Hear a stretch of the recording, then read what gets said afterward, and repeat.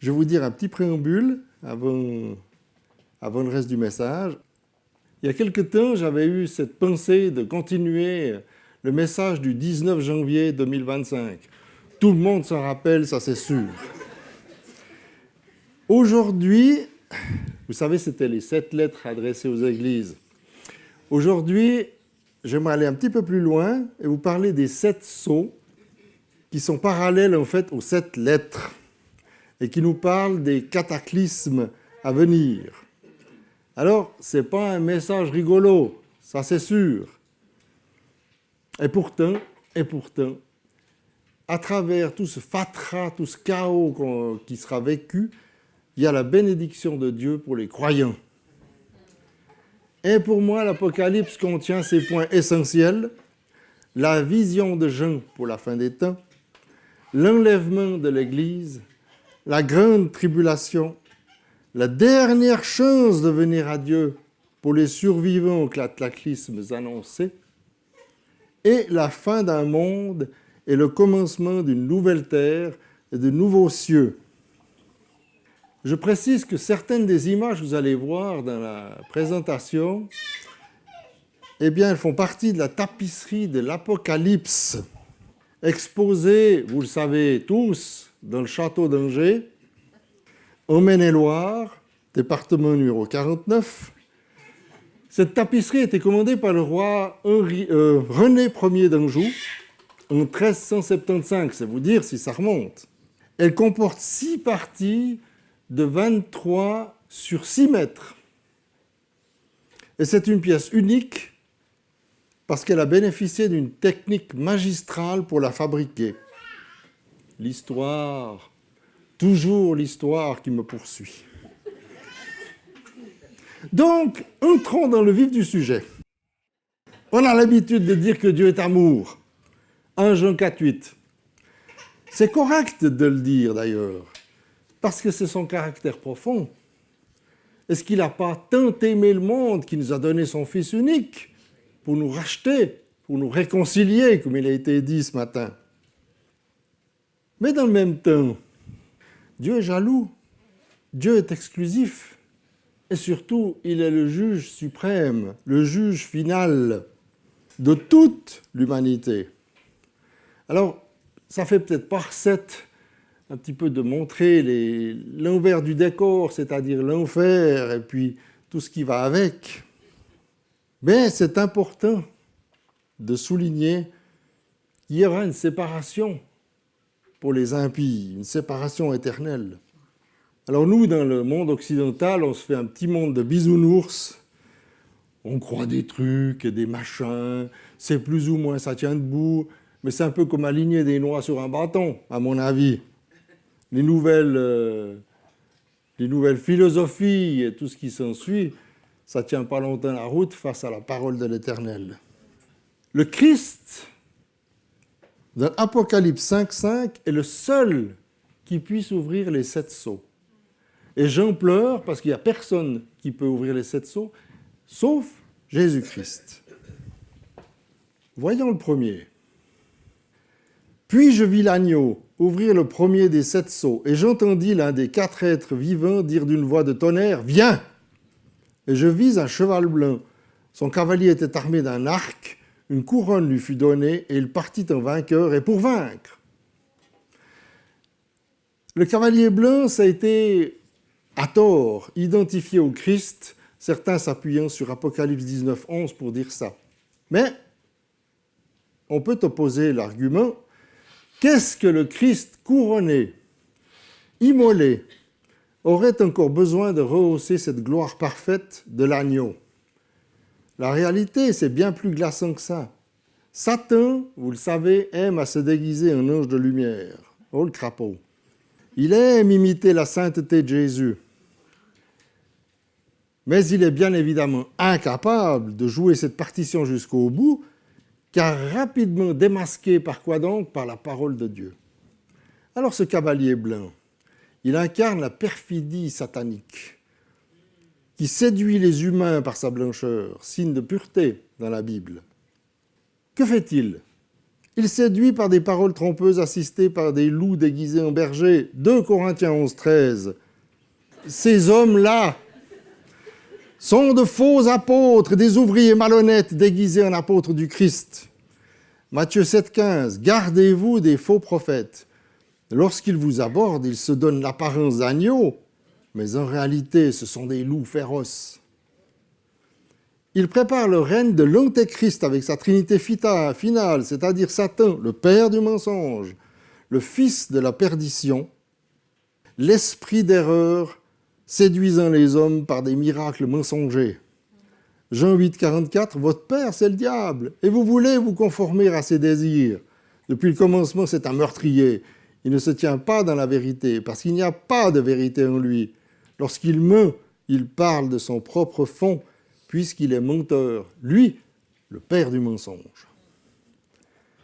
2 Thessaloniciens 2, 10 et 11, il usera de toutes les formes du mal pour tromper ceux qui se perdent, parce qu'ils sont restés fermés à l'amour de la vérité qui les aurait sauvés. Voilà pourquoi Dieu leur envoie une puissance d'égarement pour qu'ils croient au mensonge.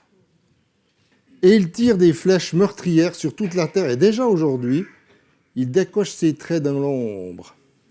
De fait, il y a de plus en plus d'idées saugrenues qui surgissent de par le monde, et la plupart des gens, non seulement y adhèrent, mais en plus, les mettent en pratique. En résumé, Satan agit avec séduction, qui est une arme redoutable entre ses mains. Voyons le deuxième sceau. Le cavalier roux. Quand l'agneau ouvrit le deuxième sceau, j'entendis le deuxième être vivant dire « Viens !» Un autre cheval sortit, il était rouge-feu. Son cavalier reçut le pouvoir de bannir la paix de la terre pour que les hommes s'entretuent. Une grande épée lui fut donnée. Alors, lors de l'ouverture du premier sceau, la terre jouissait d'une paix relative. Par-ci, par-là, des bruits de bottes, mais pas une déstabilisation totale. Mais avec le cavalier roux, changement de musique. La couleur de son cheval dit tout. Le rouge du sang et de la guerre, désormais à outrance. Les hommes vont s'entretuer, soit individuellement, soit collectivement. On entrevoit ce qui va se passer avec les événements actuels. En effet, savez-vous que le rapport du CICR, en ce début 2026, relate 130 guerres et conflits armés. C'est magnifique. Le sang coule à flot. L'instinct de l'homme va se déchaîner contre ses semblables en réglant les problèmes démographiques, géopolitiques, écologiques, notamment le manque d'eau, par la force et par la dictature. Le roi David disait déjà dans le psaume 127 « Je veux la paix, mais quand j'en parle, eux, ils sont pour la guerre. » Que se passe-t-il? Les hommes deviennent encore plus cruels que jusqu'à maintenant. L'Éternel permettra des guerres totales, peut-être même des conflits nucléaires. Par exemple, Jérémie 25, 29, 31. « C'est sur la ville qui m'appartient que je commence à faire venir le malheur. Et vous en seriez exemptés? Non, vous n'en serez pas exemptés, car je fais venir l'épée contre tous les habitants de la terre. L'Éternel le déclare, le Seigneur des armées célestes. Toi, tu leur prophétiseras toutes ces choses, et puis tu leur diras, l'Éternel rugit de là-haut, de sa demeure sainte, il donne de la voix, il pousse des rugissements contre son pâturage. Il crie contre tous les habitants de la terre, tout comme ceux qui foulent le raisin. Le tumulte en parvient aux confins de la terre, car l'Éternel entre en procès avec les peuples, et il juge tous les humains, il livre les méchants au glaive, l'Éternel le déclare. En résumé, en Europe, on a vécu cette période de paix relative qui va bientôt s'achever. Ne me demandez pas quand, puisque seul le Père connaît quand. Mais Jérémie, dans ce contexte, reste actuel plus que jamais. Voyons voir le troisième sceau. Le cavalier noir. Quand l'agneau ouvrit le troisième sceau, j'entendis le troisième être vivant dire « Viens !» Et je vis venir un cheval noir. Son cavalier tenait une balance dans la main. Et j'entendis comme une voix venant du milieu des 4 êtres vivants. Elle disait 1 litre de blé au prix d'une journée de travail et 3 litres d'orge pour le même prix. Quant à l'huile et au vin, épargne-les. Et voici que, après la guerre du cavalier roux, vient le temps de la famine avec le cavalier noir.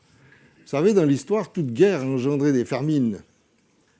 Parce qu'au lieu de mettre l'accent sur la production de nourriture, on met l'accent sur la production d'armes. Il faut se défendre, hein, c'est jamais. Mais accessoirement, le paysan voit sa terre se réduire comme peau de chagrin. Parce qu'on prend aussi les bonnes terres pour construire des immeubles, des maisons, même en temps de guerre. Le bien-être supplante la nourriture de base, puisqu'on n'en manque pas via la mondialisation. Mais essayez d'imaginer ceci. D'ailleurs, c'est plus que de l'imagination. Les ressources, par exemple, en pétrole, sont appelées à diminuer de moitié environ entre les années 2030 et 2050. À peu près. Comme nous sommes dépendants à 90% des transports via le pétrole, bateaux, avions, etc., camions, qu'est-ce qu'on fera sans ou avec la moitié? Alors que se passe-t-il? Que se passe-t-il? Les profits sont maximisés en créant des méga-usines de production de denrées et en engendrant des cultures orientées uniquement vers le rendement. Je ne sais pas si vous avez déjà vu peut-être des méga-fermes aux États-Unis notamment, des machins énormes, il n'y a pas de paysans dedans, il y a des gérants. Ils gèrent ce que la terre et les vaches donnent. Il n'y a plus de paysans.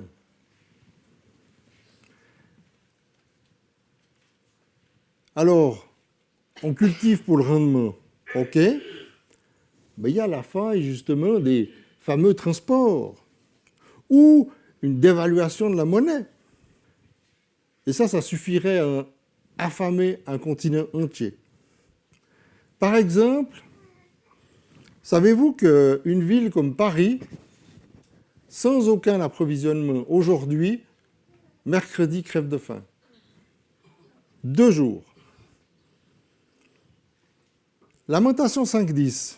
Notre peau est brûlante, littéralement noire, comme si on l'avait passée dans la fournaise, tant la faim nous consume. On s'arme pour la guerre, mais pas pour nourrir la population. Joël 4.10, de vos socs, forgez des épées, et de vos faucilles, des lances. Alors, il y a beaucoup d'événements catastrophiques, des fléaux dévastateurs qui vont arriver. Et ce fameux cavalier noir sera autorisé à brandir la balance pour cette fameuse disette. Lorsque ces événements arriveront, chacun aura droit à ce qui reste. C'est-à-dire pas grand-chose. Et dans le texte, il est dit que le vin et l'huile sont épargnés par ces restrictions, mais qu'ils demeureront probablement hors de prix pour tout un chacun, si tant est qu'on puisse encore les produire. En résumé, actuellement, et ça c'est des chiffres qui font froid dans le dos, 8,3% de la population mondiale, soit 673 millions de personnes sont affamées, faim, et 11 personnes meurent chaque seconde. Chaque seconde. Donc imaginez un monde où la faim règne partout. Voyons le 4e sceau. Le cavalier verdâtre. Ça ne va pas en s'améliorer. Hein. Quand l'agneau ouvrit le 4e sceau, j'entendis la voix du 4e être vivant dire « Viens !» Et je vis venir un cheval blême. Son cavalier s'appelle la mort, et il était suivi du séjour des morts. Il leur fut donné le pouvoir sur le quart de la terre de faire périr les hommes par l'épée, la famine, les épidémies et les bêtes féroces. Chouette programme. Un cheval de couleur verdâtre, c'est pas ragoûtant, mais quand on plonge dans le texte grec, verdâtre se dit chloros, le chlore. Et ça signifie en grec la pâleur ou la verdeur d'un visage d'un mourant. Donc c'est beaucoup plus parlant. D'ailleurs, un gaz a été utilisé à base de chlore en Première Guerre mondiale, mais plus récemment par ce cher Bachar el-Assad en 2014 en Syrie. Donc c'est un gaz qui est mauvais pour les voies supérieures. Ça crée des œdèmes pulmonaires qui sont mortels, bien entendu. Donc celui-là, il n'est encore pas non plus inoffensif. Et dans l'histoire, vous vous souvenez, il y a au Moyen-Âge ce qu'on a appelé la Grande Peste noire. Ça a décimé le tiers de la population de l'Europe. Donc on est dans cette logique-là aussi. Et qui est aux commandes de cette stratégie? Et qui sait qu'il lui reste peu de temps? Et qui va se déchaîner comme jamais? Toujours le même. Alors que se passe-t-il? Dans l'Ancien Testament, les hommes étaient sans défense, étaient déchirés par les bêtes sauvages. Donc Lévitique 26-22, par exemple, « Je lâcherai contre vous les bêtes sauvages qui vous raviront vos enfants, déchireront vos bêtes et vous réduiront à un petit nombre, en sorte que vos chemins deviendront déserts. » Les armes bactériologiques aussi. Vous savez que le Covid a fait quelques millions de morts. Mais imaginez un seul centimètre cube, un par un centimètre cube, d'un de ces virus qu'on a eu la gloriole de développer, un seul peut tuer 20 millions de personnes. Car à ce moment-là, la détresse sera plus terrible que tout ce qu'on a connu depuis le commencement du monde. Et jamais plus on ne verra pareille souffrance. Mais dans tout ça, il y a une lueur d'espoir qui viendra de l'Éternel. Lui qui est avec ses saints en permanence. Lui qui peut nous donner du courage. Matthieu 24, 22, vraiment, si le Seigneur n'avait pas décidé de réduire le nombre de ses jours, personne n'en échapperait. Mais à cause de ceux qu'il a choisis, il abrégera ce temps. En résumé, le 4e sceau apporte son lot de malheur sur la terre, la mort est partout présente. Toutefois, les promesses de Dieu sont éternelles et seront tenues pour les élus. Bonne nouvelle, alléluia. Amen. On va passer au 5e sceau. Quand l'agneau ouvrit le 5e sceau, je vis sous l'autel les âmes de ceux qui avaient été égorgés à cause de leur fidélité à la parole de Dieu et du témoignage qu'ils avaient rendu. Ils s'écrièrent d'une voix forte, « Maître, saint et véritable, jusqu'à quand tarderas-tu à juger les habitants de la terre, à leur demander compte de notre mort ?» Alors chacun d'eux reçut une tunique blanche. Il leur fut dit de patienter encore un peu de temps jusqu'à ce que ce soit au complet le nombre de leurs compagnons de service et de leurs frères qui allaient être mis à mort comme eux. Martyr, c'est un mot qui vient du grec, qui veut dire témoin de Dieu. Et l'étymologie de ce mot a été conservée dans le très parisien Montmartre, c'est-à-dire le mont des martyrs. Cela dit, je viens de lire un livre édifiant, Les chrétiens dans l'Empire romain, sous-titre « Des persécutions à la conversion du 1er au 4e siècle ». Je peux vous dire que les martyrs qui sont passés par là, ça n'a pas rigolé.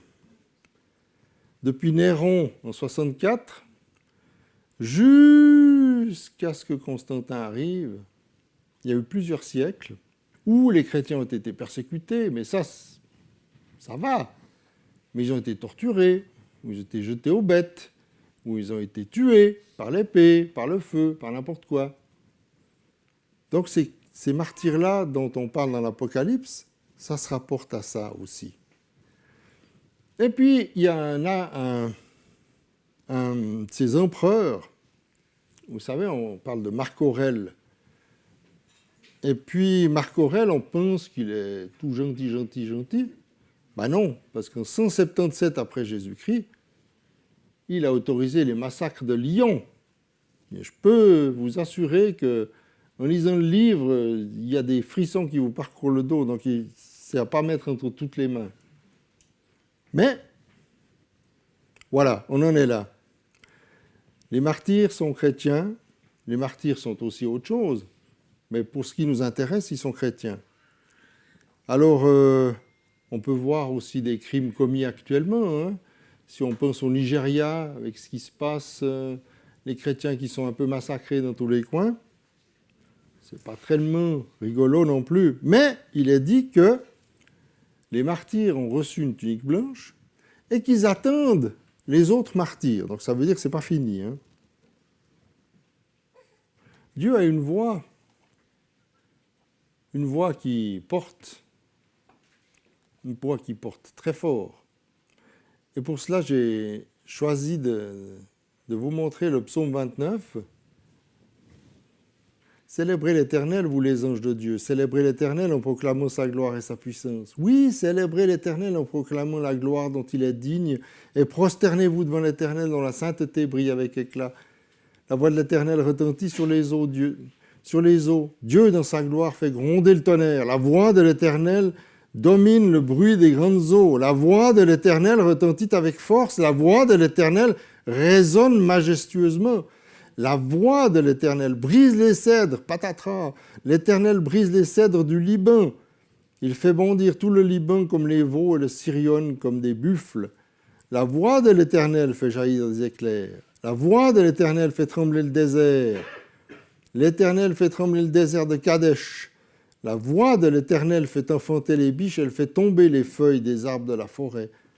Dans son palais, tous s'écrient « Gloire à l'Éternel !» Au-dessus du déluge, l'Éternel siégeait sur son trône. L'Éternel siège en roi à tout jamais.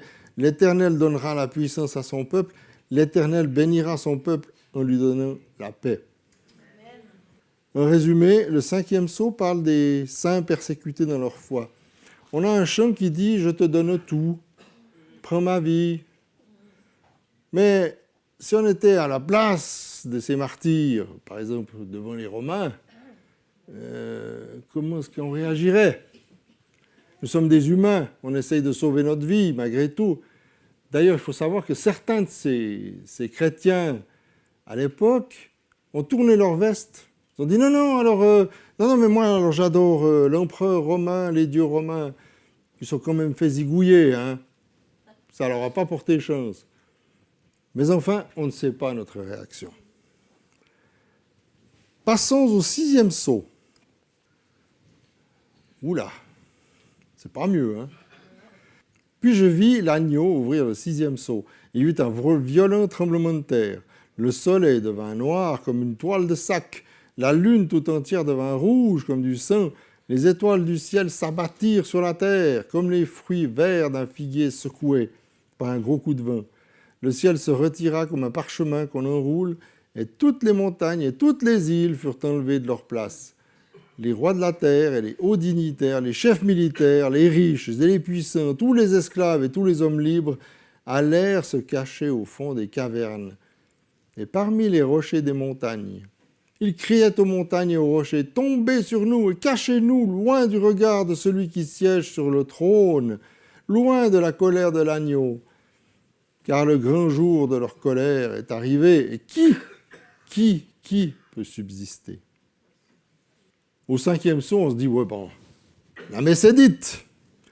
Tous ces malheurs qui se sont produits, ça suffit pour que le Christ revienne en gloire, mais il y a loin de la coupe aux lèvres. Il s'agira là, avec ce sceau, d'une panique universelle face à des événements cataclysmiques impossibles à juguler. Alors l'Ancien et le Nouveau Testament annoncent ceci. Il y a deux aspects, donc l'aspect ici spirituel et l'aspect réel, si on peut dire comme ça. Les gens voudront se camoufler, peut-être aller dans un abri anti-atomique pour échapper à cette colère, à cette grande colère, à ces grands bouleversements. Alors, avec les implications littérales de ces versets, je vous dis juste un ou deux. Le verset 12a, par exemple, les tremblements de terre, c'est un bouleversement social et politique des nations sous l'Antéchrist. Ou le verset 14a, le ciel roulé comme un livre, la manifestation de la malédiction céleste sur l'humanité. En résumé, d'énormes bouleversements vont arriver et je reste songeur face aux événements que je vois se produire ces temps. Ah, des inondations, on en voit tous les jours à la télé, là. Même ils en remettent. Dérèglement climatique, nouvelle donne politique où le plus fort domine. Alors moi, je ne sais pas vous, mais sûrement vous avez un verset qui vous plaît bien, que vous avez dans le cœur depuis longtemps. Moi, j'en ai un qui me dit « Ne crains point, crois seulement ». Marc 5, 36. Ne crains point, crois seulement. Quand on reste attaché à la foi à Jésus-Christ, il n'y a rien qui peut se passer. On peut nous tuer, on peut nous tuer, on ne peut pas tuer notre salut. Le 7e sceau. Quand l'agneau ouvrit le 7e sceau, il se fit dans le ciel un silence d'environ une demi-heure. C'est là que ceux qui font des gags légèrement genrés disent « Ah, ben comme ça, on aura la paix avec les femmes ». Alors, on pourrait se dire, mais le 6e sceau, ok, il a été ouvert, les actions, c'est fait, bon, ça, c'est en ordre, tac, on peut mettre la coche, mais... Pas si vite, pas si vite. Le 7e sceau, il est ouvert dans le chapitre 8, puis le 6e sceau, il est ouvert dans le chapitre 6, puis il y a le chapitre 7 au milieu. Ah, ça, s'il y a quelque chose qui ne joue pas, là, qu'est-ce qui se passe? Eh bien, ce qui se passe, c'est qu'il y a un petit temps de pause. Dieu, dans le chapitre 7, mais vous avez vu ça normalement, ceux qui ont étudié l'Apocalypse au mois de décembre, Dieu y met en place ces catégories, c'est-à-dire il y a des rachetés. Alors quand il parle de 144 000, ce n'est pas 144 000 littéral, mais c'est 144 000, c'est le peuple juif, premièrement. Et après les nations, c'est-à-dire que l'écriture est respectée puisque le juif précède le grec et les autres, comme indiqué dans Romains 1, 16. Et deuxièmement, il ne va pas laisser se dérouler la suite des événements sans marquer ses élus de son sceau. À mettre en relation avec Ézéchiel 9, 4, 6. Ainsi, alors les damnés vont recevoir la marque de la bête et les élus vont recevoir la marque de Dieu. Comme vous l'avez déjà vous-même, vous avez la marque de Dieu sur vous. Alors pour l'heure, c'est bien sûr le calme avant un certain orage. L'ouverture du 7e sceau met en place un silence assourdissant d'une demi-heure. En effet, dans le ciel, si vous avez remarqué, c'était une louange permanente. Tout à coup, paf, le silence, rien. Et l'Ancien Testament a des références à ce sujet. Sophonie 1,7, silence devant le Seigneur l'Éternel, car le jour de l'Éternel est proche, car l'Éternel a préparé le sacrifice, il a choisi ses conviés. Ou Zacharie 2,13, que toute chair fasse silence devant l'Éternel, car il s'est réveillé de sa demeure sainte. Alors on se dit, à vue humaine, comme ça, une demi-heure, pas grand-chose, hein? Une demi-heure. C'est comme quand on est dans un tribunal, qu'on est à la place du condamné, et puis on attend le verdict. Et moi, je vous dis que cette demi-heure-là, elle semblera une éternité pour ceux qui la vivront. Donc, je ne vous ai peut-être pas dit, mais je vous ai peut-être dit, je ne sais plus, les 7 lettres aux églises, elles correspondent symboliquement aux périodes de l'histoire schématisées sur le tableau que j'ai préparé. Donc vous faites abstraction des dates, mais vous regardez là comment les 7 lettres correspondent aux 7 sceaux. Donc en résumé, le silence dans l'attente du verdict pour l'humanité sera vécu d'une manière terrible et l'impuissance humaine soulignée par la toute-puissance de Dieu. Et je vais le terminer. Alors j'ai évoqué brièvement ces histoires de 7 sceaux. Hein. Normalement, on peut aller beaucoup plus profond.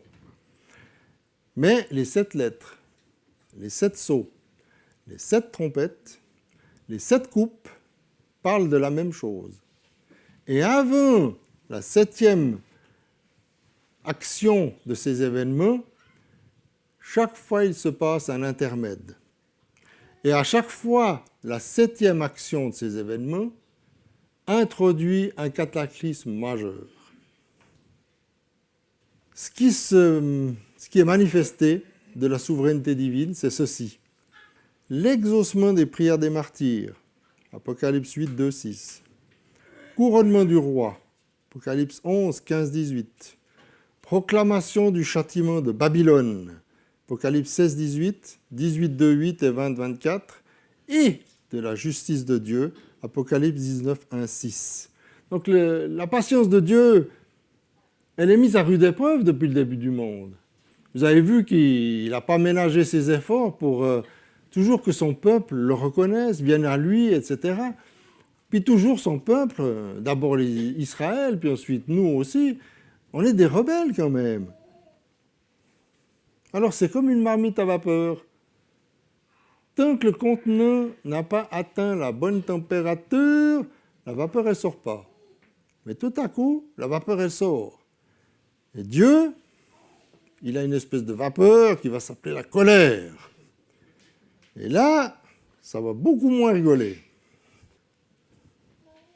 Donc à l'ouverture du 7e sceau, le monde entier va expérimenter les terrifiants effets de la colère divine qui va livrer l'humanité déchue à Satan lui-même. La grande question, les saints, les chrétiens, est-ce qu'on sera encore sur terre quand tout cela arrivera ?